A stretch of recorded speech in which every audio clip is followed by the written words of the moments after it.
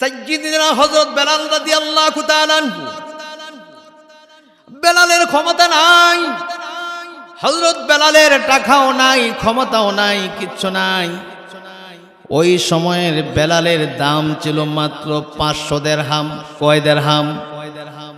বর্তমান বাজারে যদি হিসাব করা হয় বেলালের দাম হবে মাত্র কয়েক হাজার টাকা, এর বেশি হবে না। আমি আপনাদেরকে যে কথাটা বোঝাতে চাই যে আবু জাহেলের সম্পদ ছিল, আবু লাহাবেরও সম্পদ ছিল, আবু জাহেলের ক্ষমতা ছিল, আবু লাহাবেরও কিন্তু সম্পদ ক্ষমতা দুটোটাই ছিল, কিন্তু বেলালের সম্পদ নাই, ক্ষমতা নাই। সম্পদ তো নাই ও ক্ষমতাও নাই, বেলাল আরেকজনের গোলাম, একজনের অধীনে। আল্লাহ রাব্বুল আলামিন বলেন আবু জাহেলের সম্পদ আছে, টাকা আছে, পয়সা আছে, আবু লাহাবেরও সম্পদ আছে, পয়সা আছে, কিন্তু ইসলাম গ্রহণ করার মতো ওদের দুইজনের একজনেরও মন নাই। কিন্তু বেলাল এমন একজন মানুষ, বেলালের সম্পদ নাই, ক্ষমতা নাই।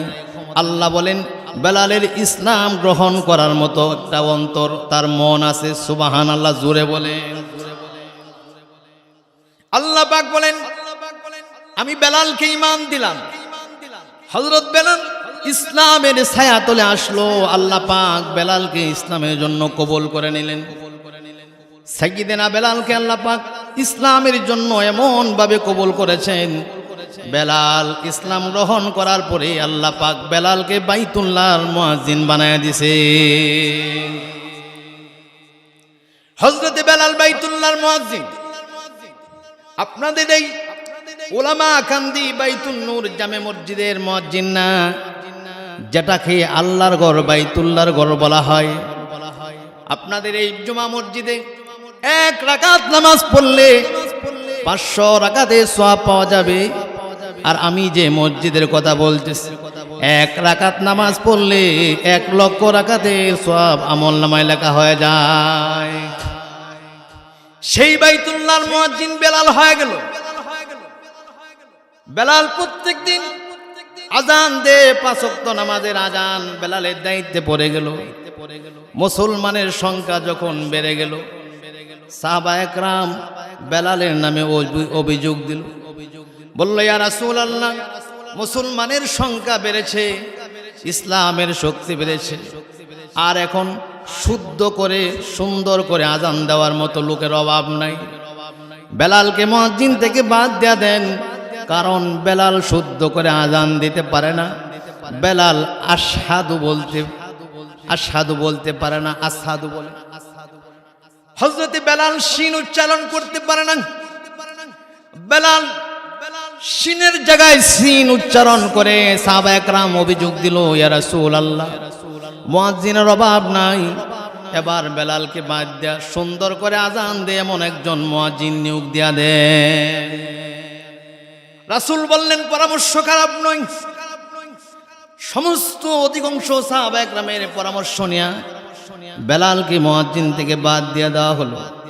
বেলালকে আল্লাহর রাসূল ডাক দিলেন এশার নামাজের পরে, ডাক দিয়ে বললেন বেলাল, আজকের ফজর থেকে তোমার আর আজান দিতে হবে না, ফজর থেকে নতুন মুয়াজ্জিন নিয়োগ দেওয়া হয়েছে, তোমার চাইতে সুন্দর করে শুদ্ধ করে আজান দিবে নতুন মুয়াজ্জিন। বেলাল চলে গেল। আল্লাহর রাসূলকে একটা কথাও বলে নাই, সরাসরি বাড়িতে চলে গিয়ে তাহাজ্জুদের নামাজের সময় যায় নামাজটা হাতে নিয়ে, রে বাবা, যায় নামাজ হাতে নিয়ে 4 রাকাত তাহাজ্জুদের নামাজ পড়া আল্লাহরে ডাক দিয়ে বলে, মালিক, ইসলামের ছায়া তলে তুমি আমাকে কবুল করছো। ও আমার মালিক, ইসলামের জন্য আমাকে কবুল করছো, বাইতুল্লাহর মুয়াজ্জিন বানায়া দিছো।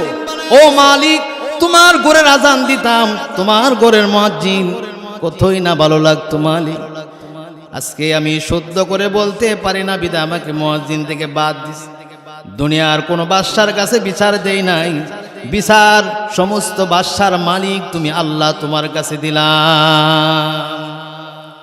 বিচার দেওয়া হয়ে গেল। সাইয়্যিদিনা বেলাল তাহাজ্জুদ পড়ে কাঁদলেন আর মালিকের কাছে বললেন, বিচার হয়ে গেল, পরের দিন বাইতুল্লাহ কিন্তু বেলালের চাইতে সুন্দর করে আজান দিস। সুন্দর করে আজান হওয়ার পরে আল্লাহ তাআলা জিব্রাইলকে তার হাবিবের কাছে পাঠাইছে। আল্লাহ তাআলা ডাক দিয়ে বলে, জিব্রাইল গিয়া বলো আজকে বাইতুল্লাহ আমার ঘরে কেন ফজরের আজান হয় নাই? আমার হাবিবকে গিয়া জিজ্ঞাসা কর। জিব্রাইল এসে জিজ্ঞাসা করে, ইয়া রাসূলুল্লাহ, আল্লাহ পাক আমাকে পাঠাইছেন আর জিজ্ঞাসা করেছেন বাইতুল্লাহ কেন আজান হয় নাই, এটা জিজ্ঞাসা করার জন্য। নবীজি ডাক দিয়ে বলে, ভাই জিব্রাইল, আজান হয় নাই মানে গতকালকের চাইতে আজকে আরো সুন্দর করে আজান হইছে, আজান দেওয়া হয়ে গেছে। জিব্রাইল ডাক দিয়ে বলে, ইয়া রাসূলুল্লাহ, আজান যে আজানটা হইছে বাইতুল্লাহ হইছে। প্রত্যেক দিন যে আজান হইতো, প্রত্যেক দিনের আজানটা আরশে আজিমে চলে যেত। আজকের আজানটা বাইতুল্লাহ আছে, আরশে আজিমে যায় না।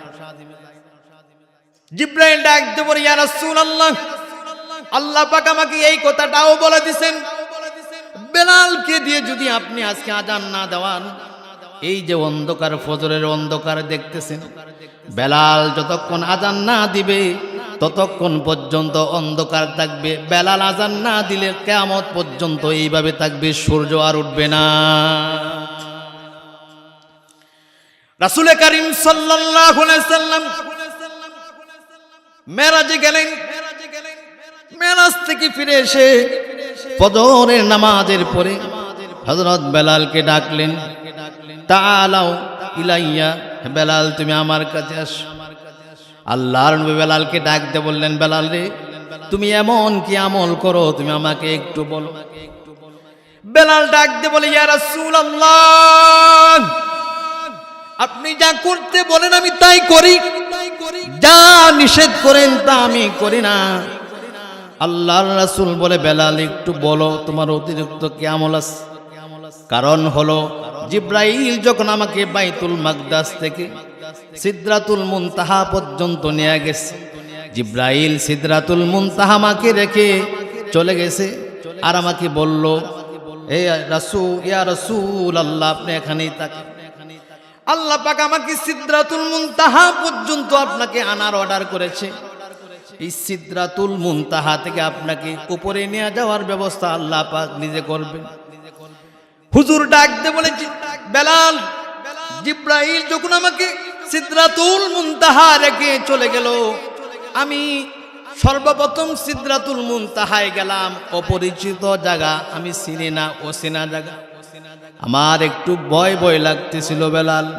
ও বেলাল, আমি যখন ভয় পাচ্ছিলাম তখন আমার কানের মধ্যে আওয়াজ আসছিল, আমার চতুর্পাশে সিদরাতুল মুনতাহায় কে যেন হাঁটতেছে। আমি তখন ধরে নিলাম আমার চতুর্পাশে আর কেউ না, আমার বেলাল হাঁটতেছে। তার মানে হলো হযরতের বেলালের সম্মান আর ইজ্জত আল্লাহ পাক এই জমিন পর্যন্তই সীমাবদ্ধ রাখে নাই। আল্লাহ পাক বেলালের সম্মান সিদরাতুল মুনতাহা থেকে নিয়ে জান্নাত পর্যন্ত পৌঁছায়া দিলেন। সুবহানাল্লাহ, জুড়ে বলেন। আমরা মুসলমান, হেদায়েত পাওয়াটা এটা কত বড় যে সৌভাগ্যের ব্যাপার। আপনি আমি মুসলমান হয়ে এই পৃথিবীতে আসলাম। মুসলমান হওয়ার জন্য পৃথিবীতে আসার আগে আল্লাহর কাছে কিন্তু আমরা দরখাস্ত করি নাই যে আল্লাহ আপনি আমাকে দুনিয়ায় মুসলমান হিসাবে পাঠান। দরখাস্ত করেছিলাম? জোরে বলেন, দরখাস্ত করি নাই। মুসলমান হওয়া যে কত বড় ভাগ্যের বিষয়। মুসলিম হওয়াটা, হেদায়েত পাওয়াটা কত বড় যে ভাগ্যের বিষয়। এটা একটা ঘটনা বললে আপনারা বুঝতে পারবেন। আল্লাহর রাসূলের সাথে আবু তালেবের সম্পর্ক ছিল 40 বছরের। আবু তালেবের সাথে আল্লাহর রাসূলের সম্পর্ক ছিল 40 বছরের। কত বছরের? জোরে বলেন। 40 বছরের সম্পর্ক। আল্লাহর রাসূল যখন দাওয়াত দেওয়া শুরু করলেন, কাফেরেরা আল্লাহর রাসূলকে এক পর্যায়ে আবু তালেবের জন্য কিছু বলতে পারে না। কাফেরেরা প্রস্তাব দিল, আবু তালেব আমরা আপনাকে অনেক সম্মান করে ইজ্জত করি, আপনার সম্মানে আপনার ইজ্জতে আপনার বাতিজাকে কিছু বলতে পারি না। তবে সর্বশেষ কথা হলো, হয় আপনার বাতিজাকে আমাদের হাতে উঠায়া দিবেন, আর না হয় আপনার বাতিজাকে কালিমার দাওয়াত থেকে ফেরায়া রাখবেন। দুইটার এক। আবু তালেব হুজুরকে ডাক দে বলে, বাতিজা আমার, মক্কার কাফেরেরা সিদ্ধান্ত নিছে, ওরা বলছে আমার সম্মানে তোমাকে কিছু বলে না, আমার ভয়ে কিছু বলে না। ও বাতিজা, সর্বশেষ ওরা সিদ্ধান্ত দিয়েছে, হয় তোমাকে কালিমার দাওয়াত থেকে থামাবো, আর না হয় বাতিজা তোমাকে তাদের হাতে উঠায়া দিতাম। কি করব? আল্লাহর নবী ডাক দে বলে, চাচা আমার, এটা আপনার সিদ্ধান্ত, তবে আমার কথাটা আপনি শুনুন। আপনি যদি যে জিনিসটা আমাকে দেওয়া সম্ভব না সেইটাও যদি করেন গো চাচা, সম্ভব না মানে কি? আপনি যদি আমার এক হাতে সূর্য আয়না দেন, আর এক হাতে যদি চন্দ্র আয়না দেন, যেটা সম্ভব না সেটাও যদি করেন, আমার আল্লাহ আমাকে যে দায়িত্ব দিয়া পাঠাইছে, আমি এক মুহূর্তের জন্য দায়িত্ব থেকে সরে যেতে পারবো না। সুবহানাল্লাহ জুড়ে বলে। এই কথা শোনার পর আবু তালেব ডাক দিয়ে বলে, বাতিজা তোমার দ্বীনের জন্য যত সহযোগিতা করা লাগে, দ্বীন প্রচারের জন্য যত সহযোগিতা লাগে গো বাতিজা, আমি তোমার সাথে ওয়াদাবদ্ধ, তত প্রকার সহযোগিতা আমি তোমাকে করব, তুমি দ্বীনের কাজ চালায় যাও। আল্লাহর রাসূলকে এত সহযোগিতা করেছে, দ্বীন প্রচারের ক্ষেত্রে এত সহযোগিতা করেছে, আর শুধু সহযোগিতা না, আল্লাহর রাসূলের সাথে দীর্ঘ 40 বছরের সম্পর্ক। চাচা আবু তালেব, বাতিজা মোহাম্মদ, সকলে একবার বলেন সাল্লাল্লাহু আলাইহি সাল্লাম। চাচা বাতিজা 40 বছরের সম্পর্ক, দ্বীনের এত সহযোগিতা করেছে, তারপরেও আবু তালেবের মৃত্যুর সময় কালেমা নসিব হয় নাই।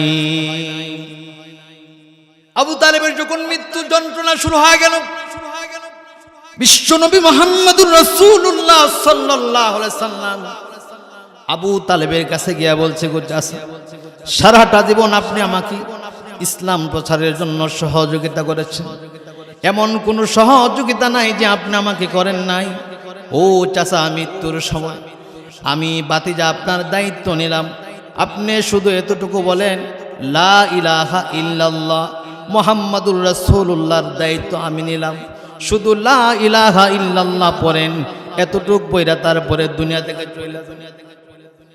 পাশেই শয়তান বসা আবু জাহেল ডাক দে বলে, আবু তালেব, সারা জীবন যে উজ্জালাতের ইবাদত করেছো, এখন যদি তুমি বাতিজার কথা শুই না কালিমা পড়ে মারা যাও, মক্কার কাফেরেরা গলিতে গলিতে আলোচনা করবে যে আবু তালেব জাহান্নামের শাস্তির ভয়ে কালিমা পড়ে মারা গেছে, তুমি কি এটা করতে চাও?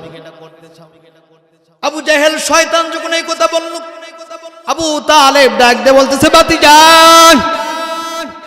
আর পারলাম না, আমি যে ধর্মের উপরে ছিলাম সেই ধর্মের উপরে মৃত্যুবরণ করলাম, অর্থাৎ সারা জীবন যে লাত মানাতের ইবাদত করেছি, 33 কোটি দেবতার ইবাদত করেছি, সেইটার উপরে মৃত্যুবরণ করলাম, ইসলাম গ্রহণ করলাম না।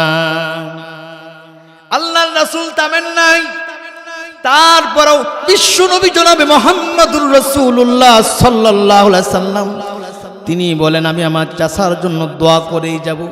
আল্লাহ পাক পরক্ষণে আয়াত নাজিল করে দিলেন, ইন্নাকা লা তাহদি মান আহবাবতা ওয়ালাকিন্নাল্লাহা ইয়াহদি মান ইয়াশা। আল্লাহ পাক ডাক দিয়ে বলেন, হে মুহাম্মদ সাল্লাল্লাহু আলাইহি সাল্লাম, আপনি যাকে ভালোবাসেন তাকে আপনি হেদায়েত দিতে পারবেন না, ওয়ালাকিন্নাল্লাহা ইয়াহদি মান ইয়াশা, আমি আল্লাহ যাকে ভালোবাসি তাকে হেদায়েত দান করি। জোরে বলেন সুবহানাল্লাহ। মুসলমান হওয়াটা কত বড় ভাগ্যের বিষয়। আপনাদেরকে আরেকটা তথ্য দেয়া যায়, সুদূর ঢাকা থেকে এসেছি আপনাদেরকে মিথ্যা কথা শোনানোর জন্য আসি নাই। একটা মিথ্যা কথা যদি আপনাদেরকে আজকে শোনা যায়, কিয়ামতের ময়দানে হাসরের মাঠে কোটি কোটি মানুষের সামনে আল্লাহ আমার জিহ্বাটা কিসিতে কেটে দিবেন। কথা বলেন ঠিক কিনা? মুসলমান হওয়া এটা একমাত্র আল্লাহর হাতে। আমরা যারা মুসলমানের উপরে আছি, মুসলমানিত্ব আমাদের আছে। আমরা যারা বলতে পারে আমি মুসলমান, বুঝতে হবে আল্লাহ আমাকে ভালোবাসেন বিধায় আমাকে মুসলমান হওয়ার মতো তৌফিক দান করছেন। বাইতুল্লাহর ইমাম, কিসের ইমাম? একটু আগে যে বললাম, যেই মসজিদে এক রাকাত নামাজ পড়লে কত রাকাতের সওয়াব পাওয়া যায়? কয়েকজন বললেন, বাকিরা কেন বলেন না? যেই মসজিদে এক রাকাত নামাজ পড়লে কত রাকাতের সওয়াব পাওয়া যায়? জোরে বলেন। 1 লক্ষ রাকাতের সওয়াব। সেই বাইতুল্লাহ ইমামতি করছে বছরের পর বছর। এই 2 বছর আগের ঘটনা। আল্লাহর ঘরের ইমাম বছরের পর বছর নামাজ পড়াইছে, কত রাকাত নামাজ পড়াইছে হিসাব নেই। কিন্তু এখনো বাইসাস আমেরিকা গিয়া ইসলাম গ্রহণ, ইসলাম ধর্ম ত্যাগ কইরা বিধর্মী হয়ে গেছে। নাউজুবিল্লাহ, জোরে বলেন। আল্লাহ পাক আমাদেরকে মুসলিম হওয়ার তৌফিক দান করেছেন। একবার কি বলা যাবে জোরে? আলহামদুলিল্লাহ। আরো জোরে বলি আলহামদুলিল্লাহ। আমি তো আমার বাসায় বলি, হাদিস না, কোরআন না। আল্লাহ পাক আমাদেরকে মানুষ বানাইয়া মুসলমান বানাইছেন দয়া কইরা। বিশ্ব নবীর উম্মত যে বানাইছে, এতটুকুর যে আল্লাহ পাক আপনাকে আমাকে দয়া করছে, এটার শুকরিয়া আদায় যদি সারা জীবন সেজদা দিয়া কান্না করি তারপরও আদায় করতে পারবো না। কারণ হলো জনাবে বিশ্ব নবী মুহাম্মদুর রাসূলুল্লাহ সাল্লাল্লাহু আলাইহি সাল্লাম বলেছেন, পৃথিবীর মানুষেরা রে, আমার কোন উম্মত যদি যাররা পরিমাণ ঈমান নিয়ে আসতে পারে, যাররা পরিমাণ ঈমান নিয়ে যে আসবে, আল্লাহ পাক কমপক্ষে এই দুনিয়ার 10টা দুনিয়ার সমান জান্নাত আল্লাহ পাক তাকে দান করে দিবে। ভাইরা আমার, আমি আপনাদের সামনে কোরআনুল কারীমের 114টা সূরা এর একটা সূরা হচ্ছে সূরাতুল আহকাফ। পিসাব হুজুর, আজকের যিনি প্রধান মেহমান শাইখুল হাদিস, হুজুরে দোয়া করবেন, হুজুর আসার আগ পর্যন্ত। তো কোরআনুল কারীমের 114টা সূরা এর একটা সূরা হচ্ছে সূরাতুল আহকাফ। এই সূরা থেকে 15তম আয়াত আপনাদের সামনে তেলাওয়াত করেছি। বুঝে থাকলে বলুন, কোরআনুল কারীমের সূরা আছে কয়টা? কয়জন বলেন? বাকিরা কেন বলেন না? এই জায়গায় আমরা দুর্বল। কোরআনুল কারীমের সূরা আছে 114টা। এবার সবাই একসাথে বলেন, কোরআনুল কারীমের সূরা আছে কয়টা? 114টা। 114টা সূরার একটা সূরার নাম হচ্ছে সূরাতুল আহকাফ। এই সূরাতুল আহকাফ থেকে 15তম আয়াত আমি আপনাদের সামনে পেশ করেছি। রাসূল কারীম সাল্লাল্লাহু আলাইহি সাল্লামের অসংখ্য হাদিস থেকে একখানা হাদিস। হুজুর আসার আগ পর্যন্ত এই আয়াতকে সামনে রেখে, হাদিসকে সামনে রেখে আমি আপনাদেরকে বোঝানোর চেষ্টা করব। তার আগে এই সূরাটার মধ্যে আয়াত আছে 35টা। আমি তেলাওয়াত করছি 15তম আয়াত, পুরাটা না, অর্ধেক। সূরাতুল আহকাফের আয়াতের সংখ্যা হচ্ছে 35। আয়াতের সংখ্যা কত? জোরে বলেন। 35। হুজুর বলেন, কেউ বুঝুক আর না বুঝুক, এর তরজমা বুঝে আসুক আর না আসুক, ব্যাখ্যা বুঝুক আর না বুঝুক, সূরাতুল আহকাফে 35টা আয়াত আছে। কেউ যদি একবার শুদ্ধ করে তেলাওয়াত করতে পারে, ওই ব্যক্তির আমল নামায় প্রত্যেকটা হরফের বিনিময়ে 10টা করে নেকি দিয়া দিবে। শর্ত হলো শুদ্ধ করে পড়া। শর্ত কি? জোরে বলেন। বাংলাদেশে একটা গবেষণা হয়েছে, একজন বড় একটা মিডিয়া গবেষণা করছে যে বিশ্বের দ্বিতীয় মুসলিম কান্ট্রি, এর নাম হচ্ছে বাংলাদেশ। সুবহানাল্লাহকে বাড়ি গিয়ে বলবেন মিয়া, আরো জোরে বলেন। পৃথিবীতে কতগুলা দেশ আছে, আর পৃথিবীর দ্বিতীয় মুসলিম কান্ট্রি হচ্ছে বাংলাদেশ। গবেষণা করছে এই যে বিশ্বের দ্বিতীয় মুসলিম কান্ট্রি, কয়জন কোরআন শরীফ শুদ্ধ করে পড়তে, কয়জন পড়তে পারে শুদ্ধটা পড়ে? গবেষণা কইরা দেখা গেছে কোরআন শরীফ প্রতি 100 জনে 6 জন পড়তে পারে, বাকি 94 জনই কোরআন শরীফ পড়তে পারে না। নাউজুবিল্লাহ, জোরে বলেন। একটা মানুষ, ছেলে একটা পুরুষ যখন বালেগ হয়ে যায়, মহিলা যখন বালেগা হয়ে যায়, সর্বপ্রথম ইমানের পরে যে কাজটা তার উপর বর্তায় সেটা হলো 5 ওয়াক্ত নামাজ একজন বালেগার উপর ফরজ হয়ে যায়। সুবহানাল্লাহ, জোরে বলেন। নামাজ ফরজ হয়ে গেল। এই নামাজটা শুদ্ধ করার জন্য যে কয়টা শর্ত আছে, এর 1 নাম্বার অন্যতম শর্ত হলো কোরআন শুদ্ধ করে পড়তে হবে। কি শুদ্ধ করে পড়া লাগবে? কোরআন। 98 ভাগ মুসলমানের দেশ, মাত্র 100 জনে 6 জন কোরআন শরীফ পড়তে পারে। এর জন্য 1 নম্বরে দায়িত্ব থাকবে যারা বাবা আর মা। নাউজুবিল্লাহ, জোরে বলেন। হাসরের মাঠে বহু সন্তানদেরকে আল্লাহ পাক বলবেন তোমাদের জাহান্নামের ফয়সালা হয়ে গেছে, জাহান্নামে চলে যাও।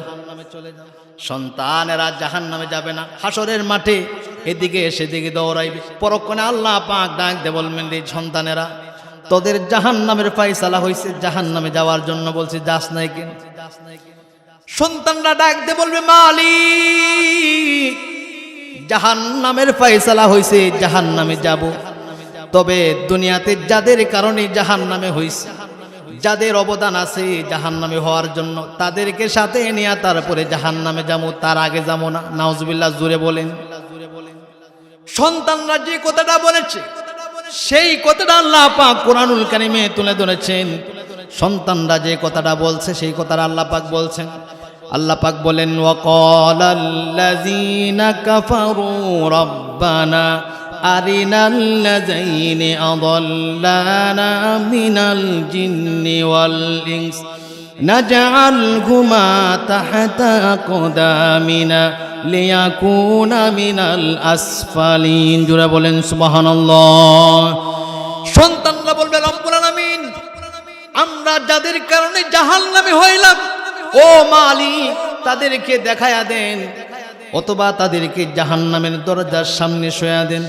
তাহতা আকদামিনা লিয়াকুনা মিনাল আসফালিন, ওদেরকে পারায়া তারপরে জাহান্নামে যাবো।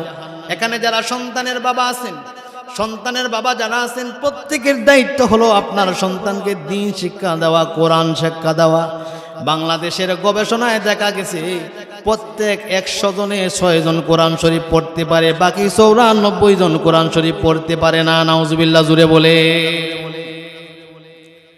যে কথাটা আপনাদেরকে বুঝাইতে চাই সেটা হলো সূরাতুল আহকাফ কেউ যদি শুদ্ধ করে একবার তেলাওয়াত করে, আয়াত আছে 35টা। রাসূল বলেন একবার তেলাওয়াত করার কারণে প্রতিটা হরফের বিনিময়ে তেলাওয়াতকারীর আমলনামায় 10টা করে নেকি দেয়া যাবে। আমি আপনাদের সামনে সূরাতুল আহকাফের 15তম আয়াত, এই আয়াত আল্লাহ পাক বলেন, ওয়াসাইনাল ইনসানা বিওয়ালিদাইহি হিসানা উম্মুহু কুরহা ওয়া ওয়াদাতুহু কুরহা। আল্লাহ পাক বলেন ওয়াসাইনাল ইনসান, আল্লাহ পাক বলেন, হাবিব আমার, পৃথিবীর সকল মানুষদেরকে জানায়া দেন আমার পক্ষ থেকে ফয়সালা হয়ে গেছে, আমার পক্ষ থেকে ডিসিশন, এটা আমার আদেশ। পৃথিবীর সকল সন্তানদেরকে বলেন তারা যেন তাদের মা বাবার সাথে সুন্দর আচরণ করে। কথাটা কার? আল্লাহর নামটা জোরে বললে আপনাদের কি শরম লাগে? কথাটা কার? আল্লাহর নাম আছে কয়টা? আল্লাহর নাম আছে 99টা। আপনি নামাজের বইয়ে পড়ছেন, হাদিসে কোরআনে আল্লাহ পাকের নাম আছে 5000। সুবহানাল্লাহ কি জাবারি গিয়ে বলবেন? কয় হাজার নামাজ? রাসূল বলেন আল্লাহ পাকের নাম আছে 5000। কোন ব্যক্তি যদি একবার আল্লাহর নামটা শুদ্ধ করে বলতে পারে, 5000 নাম বললে যে পরিমাণ সওয়াব হবে, একবার আল্লাহ বললে আল্লাহ পাক ওই 5000 নাম বলার সওয়াব দিয়া দিবে। আল্লাহ বলছেন ওয়াসাইনাল ইনসান। রাসূল আপনি বলেন আমি পৃথিবীর সকল সন্তানদেরকে আদেশ করলাম তারা যেন তাদের মা বাবার সাথে সুন্দর আচরণ করে। সুবহানাল্লাহ। সুন্দর আচরণটা কেন করব? আল্লাহ পাক বলেন হামালাতুহু উম্মুহু কুরহা। আল্লাহ যে বললেন সুন্দর আচরণ করার জন্য। সুন্দর আচরণ কেন করব? আমার আল্লাহ, আমার মালিক এমন দয়ার মালিক। সুবহানাল্লাহ। একটু জোরে বলেন। আপনাদেরকে একটা কথা বলি, সুন্দর আচরণটা কেন করবেন সেই ব্যাখ্যাটাও আল্লাহ পাক দিলেন। আল্লাহ পাক ডাক দিয়ে বলে, পৃথিবীর সন্তানেরা তোমরা তোমাদের মার সাথে বাবার সাথে সুন্দর আচরণ এই জন্য করবা। তোমার মা তোমাকে গর্ভে ধারণ করেছে অনেক কষ্ট কইরা, দুনিয়ায় আসবা প্রসব বেদনা সহ্য করছে অনেক কষ্ট কইরা, এরপরে তোমাকে দীর্ঘ 2.5 বছর 2 বছর দুধ পান করাইছে। এই জন্য মার সাথে বাবার সাথে সুন্দর আচরণ করবা। আমি যে বিষয়টা আপনাদের সামনে নিলাম, এই বিষয়টা কত গুরুত্বপূর্ণ একটু আপনারা বিবেকবান মানুষ চিন্তা করে দেখেন। নামাজের কথা আল্লাহ পাক কোরআনুল কারিমে বলেছেন কতবার দেখছেন? একজন মানুষ বললেন, বাকিরা বললেন না। এটা শুধু আপনারা ওলামা কান্দির মানুষ মুসল্লিরা দোষী তা না, সারা বাংলাদেশের মুসলমান এই জায়গায় দুর্বল। কথা বলেন ঠিক কিনা? ঢাকার মসজিদে আমি যে জুমা পড়াই, সেই জুমা মসজিদে হাজার হাজার মানুষ হয়। মাঝে মধ্যে জিজ্ঞাসা করি, বলেন তো ভাই ওজুর ফরজ কয়টা? তাহাজ্জুদের নামাজ পড়ে প্রত্যেকদিন আমাকে গল্প শোনায় যে তাহাজ্জুদ আজকে 8 রাকাত 10 রাকাত পড়ছে। এশরাকের নামাজ পড়ে, আওয়াবিনের নামাজ পড়ে, নামাজ মিস নেই। ওই ব্যক্তি বলতেছে ওজুর ফরজ 3টা। নাউজুবিল্লাহ বলতেন না। এজন্য আপনারা মন খারাপ করবেন না। আমি জিজ্ঞাসা করলে যদি উত্তর কম আস, সব জায়গায় আমরা এই মুসলমানরা এই জায়গায় দুর্বল, ঠিক না? কোরআনুল কারিমে নামাজের কথা বলা আছে কতবার? 82 বার বলা আছে নামাজের কথা। সুবহানাল্লাহ বলেন। কোরআনুল কারিমে নামাজের কথা বলা আছে 82 বার। আর আজকে যে বিষয়টা আপনাদের সামনে আমি বলতে যাচ্ছি, মা বাবার বিষয়টা, আল্লাহ পাক মা বাবার বিষয়ও কম জান নাই। কোরআন এবং কিতাব গাইটা দেখলাম, প্রায় কোরআনের 70 জায়গায় মা বাবার কথা বলেছেন। সুবহানাল্লাহ জুড়ে বলে। আরেকটা বিষয় আপনাদেরকে বুঝাই, মা বাবার বিষয়টা আপনাদের সামনে যে তুলে ধরেছি এটা কত গুরুত্বপূর্ণ। আরেকটা উদাহরণ দেই। কোরআনুল কারিমে নামাজের কথা বলেছেন 82 বার। নামাজের ফরজ 13টা, এটা কোরআনে বলেন নাই। নামাজ কোরআনুল কারিমে যাকাতের কথা বলেছেন 33 বার, 30 বারের উপরে। কত টাকা হইলে যাকাত দিতে হবে এটা বিস্তারিত আল্লাহ পাক কোরআনুল কারিমে বলেন নাই। নামাজের ওয়াজিব 14টা, নামাজের কথা 82 জায়গায় বলেছেন। নামাজের ওয়াজিব কিন্তু 14টা, আপনি কোরআনে খুঁজে পাইবেন না, এটা হাদিসে যাইতে। নামাজ ভাঙ্গার কারণ আছে 19টা। জোরে বলেন, নামাজ ভাঙ্গার কারণ কয়টা? জোরে বলেন। নামাজ ভাঙ্গার কারণ 19টা। আপনি কোরআনের পৃষ্ঠা একটা একটা উল্টাবেন, কোথাও খুঁজে পাইবেন না। নামাজ ভাঙ্গার কারণ যদি শিখতে চান তাহলে রাসূলের হাদিসে যাইতে হবে, বিশ্বাস বাইর করতে হবে। আমি যে কথাটা বলতে চাই, ঈমানের পরে সবচেয়ে যে বিষয়টা গুরুত্বপূর্ণ সেটা হলো নামাজ। অথচ নামাজ ভাঙ্গার কারণ, নামাজের ফরজ, নামাজের ওয়াজিব বিস্তারিত কোরআনে বলে না, এটা হাদিসে বলছে। 33 জায়গায় যাকাতের কথা বলেছেন। কত টাকা হইলে যাকাত দিতে হয় কোরআনে বিস্তারিত বলে না, এটা হাদিসে বলছে। কিন্তু আমি যে বিষয়টা আপনাদের সামনে তুইলা ধরলাম, মা বাবার বিষয়টা, আল্লাহ পাক 70-এর উপর জায়গায় মা বাবার কথা বলেছেন। যত জায়গায় মা বাবার কথা বলেছেন তত জায়গায় ব্যাখ্যা সহ তাফসীর সহ বলেছেন। সুবহানাল্লাহ জুড়ে বলে। আল্লাহ রাব্বুল আলামিন বলেন, ফালা তাকুল লাহুমা উফফিন ওয়ালা তানহারহুমা।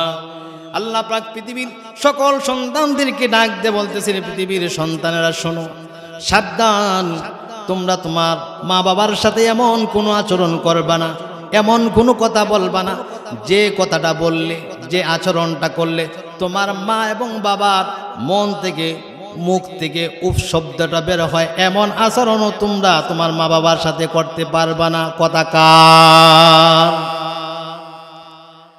আল্লাহ রাব্বুল আলামিন কিয়ামত পর্যন্ত সকল সন্তানদেরকে সূরাতু বনী ইসরাঈলে আদেশ করে দিলেন যে পৃথিবীর সন্তানেরা সাবধান, এটা আমি আল্লাহর হুকুম। এমন কোনো আচরণ করতে পারবা না যে আচরণটা করলে তোমার মা বাবার মুখ থেকে উফ শব্দটা বের হয়। এরপর আল্লাহ পাক বললেন ফালা তাকুল্লাহুমা ওয়ালা তানহারহুমা ওয়া কুল্লাহুমা কাওলান কারীমা। দ্বিতীয় নম্বরে আল্লাহ পাক যে আদেশটা করলেন সেটা হলো এই, আল্লাহ পাক বললেন পৃথিবীর সন্তানেরা, এক নম্বরে বলছি এমন কোনো কথা বলবা না, এমন কোনো আচরণ করবা না যে আচরণে কষ্ট পায়া তোমার আব্বা আম্মা উফ শব্দটা বাইর এটা করতে পারবা না। আর একটা হুকুম দিলাম ওয়ালা তানহারহুমা, সাবধান, আমি আল্লাহ হুকুম করে দিলাম তোমরা তোমার মা বাবার সাথে ধমক দেয়া কথা বলতে পারবা না। সুবহানাল্লাহ জুড়ে বলে। কথাকার মা বাবার সাথে ধমক দিয়ে কথা বলা যাবে না, আল্লাহর হুকুম। বিদেশের কথা বাদে দিলাম, মা বাবার সাথে ধমক দিয়ে কথা বলে এমন সন্তান আমাদের বাংলাদেশে মনে হয় নাই।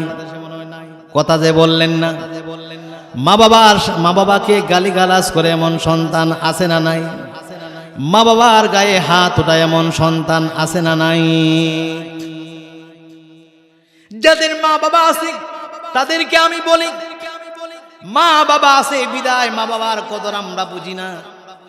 বাবা আছে বাবার কদর বুঝি না, মা আছে বা মায়ের কদর বুঝি না। আমার জীবনে যতবার কেঁদেছি, আমার জীবনে যতবার চোখে পানি আসে, একটা শিশু বাচ্চা তার কান্না দেখে আমার জীবনে যে কয়বার কান্না করেছি, যে ঘটনাগুলা দেখে, এর একটা হলো শিশু বাচ্চা। 8 বছরের শিশু বাচ্চা, সে জানেও না তার বাবা যে মারা গেছে।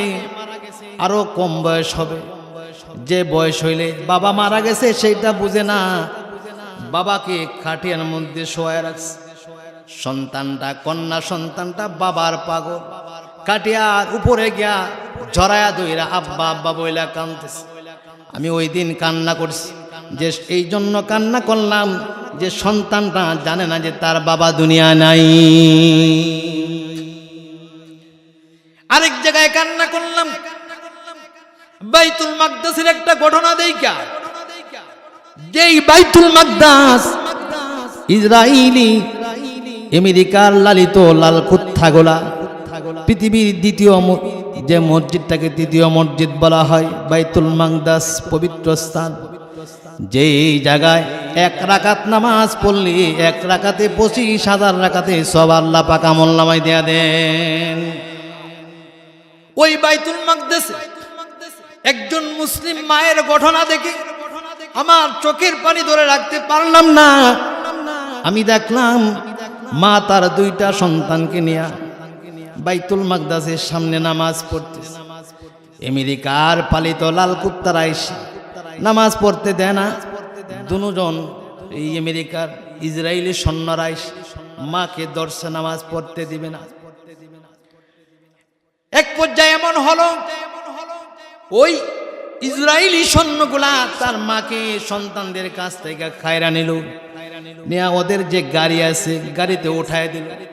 সন্তানগুলাকে ইসরায়েলি সৈন্যরা এইভাবে দূরে সরায় রাখছে। একটার বয়স হবে 8 বছর, আর একটার বয়স হবে মাত্র 5-6 বছর। ইসরায়েলি সৈন্যরা বাচ্চাগুলাকে ধরে রাখছে, মাকে গাড়িতে ঢুকায় দিছে। গাড়িটা যখন চালু কইরা দিছে, রাস্তাতে গাড়ি দৌড়তেছে, ওই সময় ইসরায়েলি সৈন্যরা ওই মায়ের সন্তানগুলাকে ছাইরা দিছে। সন্তানরা মা মা বইলা চিৎকার কইরা যাচ্ছে। আজও পর্যন্ত জানে না তার মা বাইচা আছে না মইরা আছে। আমি আপনাদেরকে এটা বলতে চাই, যাদের মা বেঁচে আছে, যাদের বাবা বেঁচে আছে, তাদেরকে এই কথাটা বলতে চাই। আমাদের মা বাবা বাইচা থাকার পরেও মা বাবার প্রতি আমরা খেদমত করি না, মা বাবার খোঁজ খবর রাখি না। মা বাবা কি জিনিস ওই 5 বছর 8 বছরের ফিলিস্তিনের মেয়েটাকে জিজ্ঞাসা করলে বলতে পারবে কতদিন মা বইলা ডাকতে পারে না। আল্লাহ রাব্বুল আলামিন কোরআনুল কারীমে যে নামাজের কথা ব্যাখ্যা সহকারে বলেন নাই, যাকাতের ব্যাপারে ব্যাখ্যা সহকারে বলেন নাই, মা বাবার বিষয়টাকে আল্লাহ পাক এত গুরুত্ব দিয়েছেন, যত জায়গায় বলেছেন ব্যাখ্যা সহকারে বলেছেন। আল্লাহ পাক বলেন পৃথিবীর সন্তানেরা মাকে ধমক দিয়ে কথা বলতে পারবা না, বাবাকে ধমক দিয়ে কথা বলতে পারবা না, মা বাবার সাথে কেমনে কথা বলবা আমি আল্লাহ পাক তোমাদেরকে সেইটা শিখাই দিলাম। আল্লাহ পাক বলেন ওয়াকুল লাহুমা কওলান কারীমা, পৃথিবীর সন্তানেরা তোমরা তোমাদের মা বাবার সাথে কাওলান কারীমা সম্মানজনক আদব রক্ষা কইরা সুন্দর কথা বলো, এটা আমি আল্লাহর হুকুম। জোরে বলেন সুবহানাল্লাহ। আল্লাহ রাব্বুল আলামিন বলেন ও পৃথিবীর সন্তানরা শোনো, যাদের মা বাবা দুনিয়ায় নাই, তোমরা তোমাদের মা বাবার জন্য কি করবা, আমি তোমাদের এমন মালিক, আমি তোমাদের এমন আল্লাহ, মা বাবার জন্য কি দোয়া করবা আমি আল্লাহ তোমাদেরকে সেই দোয়াটাও শিক্ষা দিয়ে দিয়েছি। সুবহানাল্লাহ। জোরে বলেন। আল্লাহ ডাক দিয়ে বলেন পৃথিবীর সন্তানেরা তোমার মা কবরে শুয়ে আছে, বাবা কবরে শুয়ে আছে, মা বাবার জন্য দোয়া করবা, প্রত্যেক দিন নামাজ পড়া পড়া বলবা রব্বির হামহুমা কামা রব্বায়ানি সগীরা। জোরে বলেন সুবহানাল্লাহ। কি দোয়া করব সেই দোয়াটা আল্লাহ পাক শিখায়। সূরাত বনী ইসরাঈল আল্লাহ পাক বলেন বিষয়টাকে এত গুরুত্ব সহকারে আল্লাহ পাক আলোচনা করেছেন, মা বাবার বিষয়টাকে কত গুরুত্ব দিয়েছেন। আর একটা কথা বলি, আল্লাহ পাক বলেন ওয়াকাদা রাব্বুকা আল্লা তা'বুদু ইল্লা ইয়্যাহু ওয়া বিল ওয়ালিদাইনি ইহসানা। আল্লাহ পাক ডাক দিয়ে বলেন হাবিব আমার, ও মুহাম্মদ আমার হাবিব, আমি আপনাকে বলি পৃথিবীর মানুষদেরকে জানায়া দেন আমি আল্লাহর পক্ষ থেকে ফয়সালা হয়ে গেছে, সিদ্ধান্ত হয়ে গেছে, ইবাদত করতে হবে একমাত্র আমি আল্লাহর। ইবাদত করতে হবে কার? আর জোরে বলেন ইবাদত করতে হবে কার? আল্লাহ পাক বলেন বইলা দেন হাবিব ইবাদত করতে হবে একমাত্র আমি আল্লাহর, আমি আল্লাহ ছাড়া কারো ইবাদত করা যাবে না। এরপরেই যে কথাটা বলেছেন আল্লাহ পাক বলেন ওয়াবিল ওয়ালিদাইনি ইহসানা। এরপরে আল্লাহ পাক বলছেন পৃথিবীর সন্তানদেরকে বলেন তারা যেন তাদের মা বাবার সাথে সুন্দর আচরণ করে। চিৎকার দিয়া বলেন আল্লাহু আকবার।